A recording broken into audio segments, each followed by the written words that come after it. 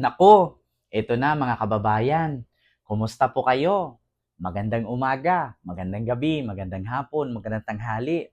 Kung saan man po kayo ngayon.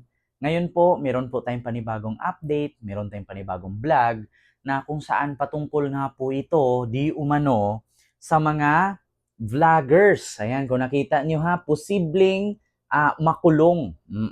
So, kung nakita nyo po dyan yung mga vloggers, no?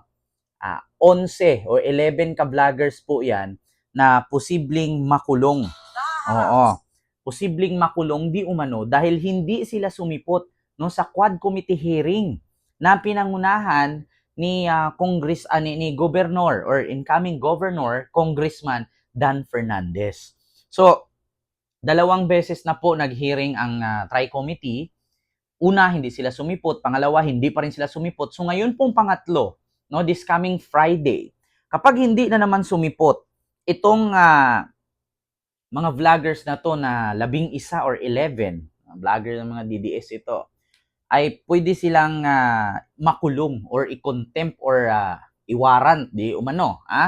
So ito po, pakinggan nyo mga kababayan. Naharap sa posibleng contempt at detention order ng Kamara ang 11 social media personalities at vloggers. Ito ay kung hindi pa rin sila haharap sa ikatlong pagdinig ng House Triple Committee na nakatakda sa Biyernes, March 21. Kabilang na rito ang dating Presidential Communications Office Chief Attorney Trixie Cruz Angeles. Nagsasagawa ng pagdinig ang TRICOM kaugnay ng lumalalang suliranin sa disinformation at fake news online. Sa kabila ng paulit-ulit na imbitasyon, tumatangging dumalo ang 11 social media personalities kaya naglabas na ng sabina ang 3 House panels laban sa mga ito. Una namang naghain ng petisyon sa Korte Suprema ang ilang social media personalities upang questionin kung naaayon ba sa saligang batas ang pagdinig ng House TRICOM. Nako mga kababayan, ayun naman po, no? Ay nabalitaan nyo naman po at nasa balita ngayon na itong 11 vloggers or personality, social media influencer, social media vloggers na kapag hindi ito sumipot sa Tri-Committee hearing ay pwede na silang di umanong posibleng patawan ng contempt at detention order ng Kamara. Nako po, posibleng makulong ito, mga kababayan. Oo, ayan 11 ka personality and social media vloggers. Humarap kasi kayo, 'di ba? Alam niyo sa totoo lang kung wala kayong kasalanang ginawa, kung wala kayong ginawang pagkakamali, no, bilang vlogger, hindi kayo dapat matakot. Hindi kayo dapat mahiya, hindi kayo dapat magtago, 'di ba? Karapatan niyo po yang magsalita doon at wala pong jurisdiction, no? Ang Korte Suprema or I mean ang Kongreso or dito sa TRICOM hearing na ikulong kayo kung alam naman nila sa sarili nila at alam niyo sa sarili niyo na hindi kayo nagkakamali. Kasi the more na ayaw niyong sumipot, the more na umiwas kayo, it means to say guilty kayo. Ganun yun eh. Ito example ko sa inyo katulad kay Kibuloy. Tingnan niyo si Kibuloy. Ilang beses pinatawag sa Senado, ayaw sumipot. Tapos meron pang 17 utos, dinaig pa yung kay Moises na 10 commandments.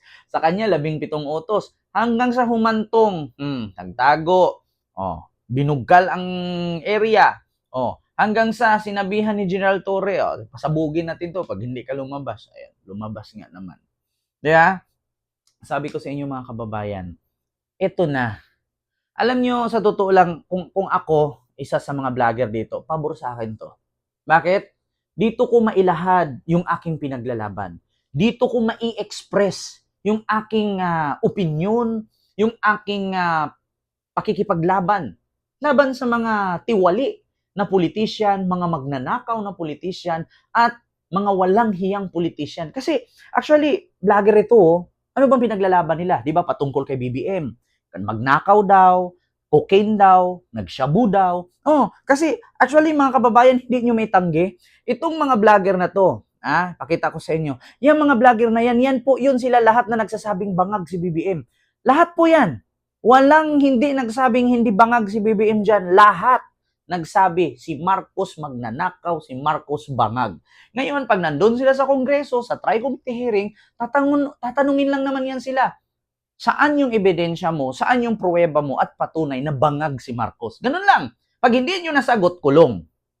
Contempt. Pag nasagot mo yan at may naipakita kang ebidensya, kasi actually, isa sa mga nandito na vlogger, yung naghahanap sa akin, isa yun sa nagsabi na may hawak siyang USB or video na kung saan nagpupulburon si BBM. Diba? Pabor na pabor to. Yung sinisigaw-sigaw niyo dyan sa inyong mga social media platform, sa mga YouTube ninyo, sa Facebook ninyo, diba? Sa TikTok ninyo, dito nyo ilahad kasi buong mundo nakakapanood. Buong Pilipinas. Hindi lang yung pili ng mga subscribers ninyo. Ito, buong Pilipinas mapapakinggan yung hinaing ninyo at pinaglalaban ninyo. Siyempre, tatanungin ka, ikaw tarpulana, di ba ikaw yung nagsabi na inalok ka ni Lisa na mag-cocaine? At nakita mo pa daw na gumamit si Sandro, si Simon at si Vincent? Isa sa mga vlogger dito, yung naghahanap sa akin, yung pinahanap ako dito sa lugar namin, dito sa Mindanao, Davao del Norte. Isa sa nagpahanap sa akin to. Ngayon, isa din to sa nagsabi na may hawak siyang USB. Edi doon mo ilahad yung pinaglalaban ninyo. Doon nyo sabihin, pabor na pabor to sa inyo. Buong Pilipinas nanonood sa inyo. Mapakakamping, mapadidies at mapaloyalista. Nakapokus. Diba? Kasi buong Pilipinas manonood dito eh. Pabor na pabor to sa pinaglalaban ninyo. Ngayon, kung talagang totoo ang pinaglalaban ninyo, totoo na sinasabi ninyo na nagnakaw si Marcos, bangag si Marcos, nag-cocaine si Marcos, ito na yung time na i-play ninyo at ibigay niyo yung USB na hawak ninyo di umano. Kasi yun ang sabi, may hawak na USB. May play pa nga silang video doon sa Amerika na sumandal si BBM ganyan, tapos, ganon, di ba? Tanungin niya ako, sabihin niya sa akin fake news ako. Di ba? Nako, ulitin natin i-play, pakinggan niyo. Nahaharap sa posibleng contempt at detention order ng Kamara ang 11 social media personalities at vloggers. Ito ay kung hindi pa rin sila haharap sa ikatlong pagdinig ng House Triple Committee na nakatakda sa Biyernes, March 21. Kabilang narito ang dating Presidential Communications Office Chief Attorney Trixie Cruz Angeles. Nagsasagawa ng pagdinig ang TRICOM kaugnay ng lumalalang suliranin sa disinformation at fake news online. Sa kabila ng paulit-ulit na imbitasyon, tumatangging dumalo ang 11 social media personalities kaya naglabas na ng sabina ang 3 House panels laban sa mga ito. Una namang naghain ng petisyon sa Korte Suprema ang ilang social media personalities upang questionin kung naaayon ba sa saligang batas ang pagdinig ng House TRICOM. Nako, narinig nyo na mga kababayan. Di ba? Sabi ko nga sa inyo, kung talagang tama ang pinaglalaban ninyo sa pagtanggol ninyo kay Duterte, sinabi ninyo bangag si BBM, tapos meron pa nga isa dito na abogado nagsabi na minamanipula daw ni First Lady Lisa Marcos ang tawag dito Smartmatic. Kaya nanalo daw si BBM pagka-presidente. Doon, iharap ninyo. Kung nasa tama ang pinaglalaban ninyo, kasi mahirap yan patawag kayo doon, at least napakinggan ng taong bayan. Kung hindi man fake news ang sinasabi ninyo, at kung totoo man ang sinasabi ninyo, wala kayong dapat ikatakot. Pumunta kayo doon, ilahad ninyo lahat ng ebidensya ninyo, dalhin ninyo para mapakinggan ng taong bayan, buong Pilipinas ang pinaglalaban ninyo. Kasi hanggat hindi kayo humaharap, hanggat umiiwas kayo sa imbitasyon, mahuhulog na guilty kayo. Anong kinakatakot ninyo kung nasa tama kayo? Diba? So yun lang, mga kababayan, yung aking reaction. Wala naman akong binigkas sa pangalan na kung sino-sino. Ito, nag-react lang tayo sa balita. Na posible daw na mapapatawan ng contempt at detention order ng Kamara kapag hindi sumipot itong 11 vlogger na iniimbitahan at 2 beses na, pangatlong beses na siguro ngayong Biyernes, hindi pa rin sisipot itong mga ito. Alam ko, matitigas ang mga ulo dito. Nako, may mga search warrant ito, mga arrest warrant ito. Nako, mag-iyakan na naman to, tapos sasabihin na naman, dinigipit ni Marcos. Si Marcos na naman sisihin dito. So yun lang mga kababayan, Luzon, Visayas, and Republic of Mindanao Province, Digong ang Netherlands. Ayan. Thank you so much. See you next vlog. God first.